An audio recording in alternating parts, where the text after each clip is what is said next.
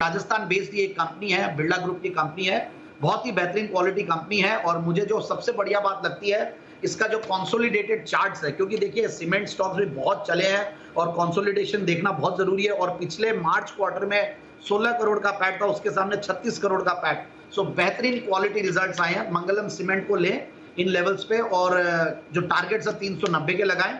और दूसरा जो स्टॉक है डेक्कन सीमेंट्स, जो कि पुरानी एक कंपनी है, साउथ इंडिया की बहुत बड़ी कंपनियों में से और पुरानी कंपनियों में से एक है। और मेरे हिसाब से जो वैल्यूएशंस है, जो ग्रोथ अभी पिछले कुछ सालों में दिखाई है कंपनी की, प्रॉफिट की कैगर करीब 43-44% के लगभग रही है। क्वार्टरली रिजल्ट्स भी फैंटास्टिक रहे हैं। तो जो पिछले मार्च में अगर 3 करोड़ का लॉस था, उसके सामने 22 करोड़ का प्रॉफिट है। सो एनीवेज पिछले 3 क्वार्टर से बहुत बढ़िया रिजल्ट्स ये कंपनी दे रही है। तो मेरे हिसाब से इस स्टॉक को 720 के टारगेट के लिए लिया जाना चाहिए।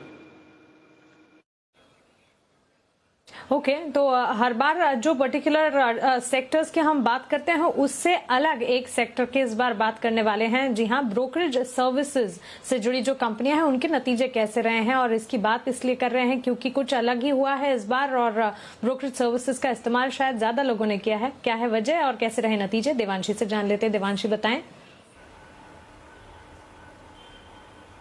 बिल्कुल मानसी, अब देखिए रिकॉर्ड खाते खुलते हुए दिखे हैं इस बार और यही नहीं टियर 2 टियर 3 सिटीज से काफी सहारा मिलता हुआ दिखा है। और जिस तरह से खाते इन सिटीज से खुलते हुए दिखे हैं, इसके चलते काफी दमदार जो नतीजे हैं वो इन कंपनीज ने पेश किए। यही नहीं, अगर आप रिटर्न्स भी देते हैं तो शानदार रिटर्न्स अब तक ये सारी कंपनीज ने बताया। FY21 में YTD रिटर्न्स पे अगर आप देखते हैं तो शानदार रिटर्न्स थे। इसके साथ ही आप देखिए जो लॉकडाउन था उसका इम्पैक्ट हमने पिछले साल भी देखा था, वहां पे रिकॉर्ड खाते खुलते हुए दिखे। इस बार भी जो एक मिनी लॉकडाउन होता हुआ दिखा, इसमें भी हमने देखा नए खाते जोरों शोरों से खुलते हुए दिखे थे, जिसका फायदा ये सारी ब्रोकिंग हाउसेस कंपनीज को मिलता हुआ दिखा है। रिटेल, HNI, इंस्टीट्यूशनल सभी निवेशकों का योगदान इस बार काफी अच्छा था और इसी के चलते काफी सहारा मिलता हुआ दिखा। मार्जिन्स काफी बढ़ते हुए दिखे और धीरे धीरे अब कंपनीज जो है वो डिजिटाइजेशन जो है, साथ ही एप्स बनाने पर, इस पर ज्यादा फोकस करते हुए दिख रही हैं। इसी के चलते इनके जो मार्जिन से आने वाले समय में भी सुधरते हुए दिखेंगे।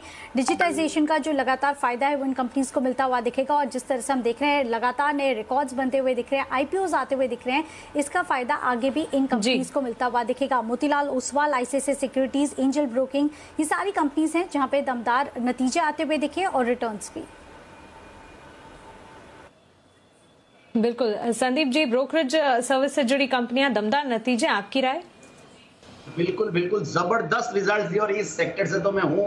तो मैं पहले तो बोल रहा था कि इन सारे सेक्टर्स मेरे फेवरेट थे, स्टील हो या सीमेंट हो या टेक्सटाइल्स, बट इस सेक्टर का तो मेरा सबसे फेवरेट है, kind of my baby sector. और मुझे बहुत ज्यादा ट्रैक करता हूं इस सेक्टर को और काफी सारे अच्छे स्टॉक्स इस सेक्टर में अभी निकल के आए हैं और सब बहुत बढ़िया के जबरदस्त क्वालिटी रिजल्ट्स।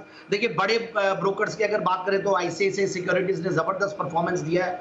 और अगर छोटे कई अनसंग हीरोज हैं जिनके बारे में ज्यादा चर्चा नहीं होती है, जैसे कि अरिहंत कैपिटल है, जबरदस्त वहां पे भी परफॉर्मेंस देखने को मिला है। स्वस्तिका है, 5 पैसा तो जबरदस्त किया ही है, हालांकि वहां पे रिजल्ट्स थोड़े से वो नहीं है। एंजल ब्रोकिंग जबरदस्त result. So the list is endless. और ब्रोकिंग फील्ड में जितना बेनिफिट हुआ उससे ज्यादा बेनिफिट जो CDSL और BSE जो कि हमारे अनिल जी का one of the favourite stocks, हमारे पैनल में भी सब लोगों ने रेकमेंड किया। और CDSL सदाबहार स्टॉक रहा है ये तो, और मेरा वन ऑफ माय फेवरेट, जो मैं 2030 के लिए 1000 रुपए का टारगेट दिया था, जो अभी टारगेट अचीव हो गया। बट यस, इसके अलावा जो मैं 2 पिक्स लाया हूं इस सेक्टर में से, दैट इज जियोजीत फाइनेंशियल्स, बेहतरीन क्वालिटी कंपनी, जबरदस्त डिविडेंड डील, जबरदस्त ग्रोथ, जबरदस्त क्वार्टरली रिजल्ट्स, 19 करोड़ के पैट के सामने 36 करोड़ का PAT in March.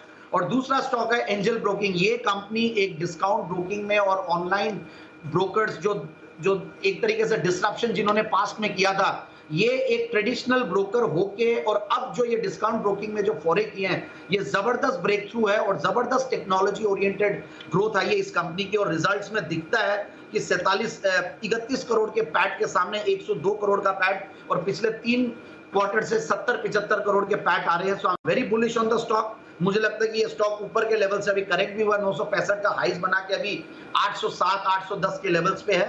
So it's a very good bye.